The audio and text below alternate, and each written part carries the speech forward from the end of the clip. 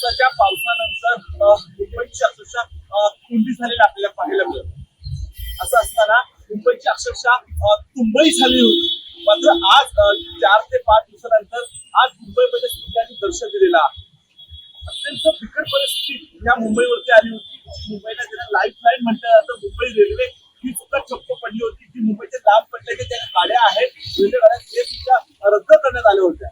आणि अक्षरशः मुंबईमध्ये अंधेरी आहे, साकीनाका आहे, पवई आहे, विपुल आहे, त्याच्या कमरेभर पाणी झालं होतं. मोठ्या प्रमाणात वाहतूक कोंडी होती. अत्यंत बिकट परिस्थिती मुंबईमध्ये आज कुठे मुंबईमध्ये पाऊस थांबलेला असं असतानाही मुंबई आहे उपनगर ठाणे आहे, पालघर आहे, इथे तरीही हवामान खात्याने ऑरेंज अलर्ट जारी केलेला आहे. माझ्यासोबत स्थानिक रहिवासी काय बोलाल, कसा पाऊस होता, ह्या पावसाने कसं आपल्या मुंबईकर म्हणून तुम्ही कसं बघतो? गेल्या 3-4 दिवसापूर्वी तो मुसळधार पाऊस झाला.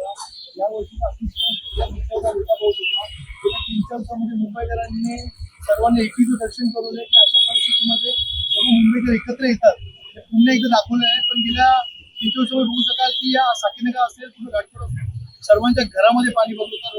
रोडमध्ये कमरे एवढं पाणी होतं. लोक 2-3 दिवस जागरण करत होते. शाळांना मुलांना सुट्टी दिल्यामुळे कुठेतरी सरकारने समाधान वाटलं. पण मी बघेल की महानगरपालिकेतर्फे अजूनही जो पोलखोल केला गेलाय तो पूर्णपणे ठप्प आहे. आजही सांगू शकाल की मुंबईसाठी जी सिटी आहे आपली मुंबई सिटी त्याला पूर्णपणे आजही आपण कुठेतरी कमी पडतोय. प्रशासन कमी पडते. बघू शकाल की प्रत्येकाच्या घरामध्ये नुकसान झालंय, कुठेतरी भिंती कोसळल्या. म्हणजे पाऊस आल्यानंतर तुम्हाला जाग येते. हे पुन्हा मुंबईकरांना प्रशासनाने दाखवलंय. आज मी पूर्ण रेल्वे बंद होती.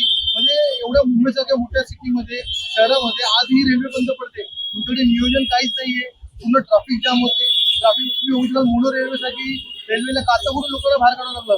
म्हणजे अतिशय दुर्भाग्य आहे आपलं की मुंबईसारख्या ठिकाणी आपण आजही अशा जगतो की तुमच्या खेडेगाव सारखं. म्हणजे तहान लागल्यावर तुम्ही वीर घालता. तुम्ही इथे बोलले याच घाटकोरमध्ये आसरपामध्ये ही धापा बाजूला गेल्यामुळे ती बाई गेली होती. आज त्याच ठिकाणी पुन्हा एकदा तेच दर्शन झालं. त्यांनी धापा वाहून गेला आणि प्रशासन जागी होतं आणि आता प्लॅनिंग करते की करायचं काय. की या आसरपाच्या डोंगराळ भागामध्ये राहतो. इकडे आजही परिस्थिती खूप बिकट आहे.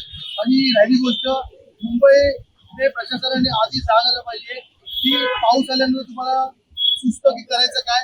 याच्या आधी तिथे नियोजन हवं ते नियोजन करा आणि प्रशासनाने पुढे जाग आली पाहिजे.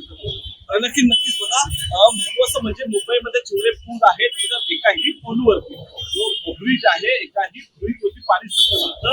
मुंबईमध्ये जो नव्याने ब्रिज सुरू झालेला आहे विक्टोरिया ईस्ट आणि वेस्टचा हा एकमेव असा जो पूल आहे त्या पुलावरती कमरेभर पाणी झालं होतं.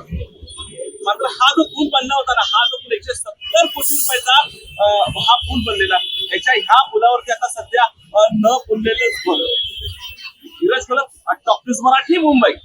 घ्या परदेशात भरारी, तेही सर्वसामान्यांना परवडणारी. 1 रुपया भरा आणि थायलंडमध्ये फिरा. सचिन इंटरनॅशनल घेऊन आले आहेत जगातली सर्वात स्वस्त परदेश टूर. पूर्ण 5 दिवसांचं पॅकेज आता फक्त 32,999 रुपयांमध्ये.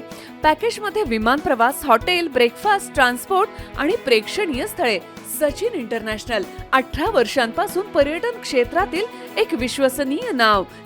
सचिन इंटरनॅशनल सोबत मनसोक्त फिरा. संपर्क 7767989898.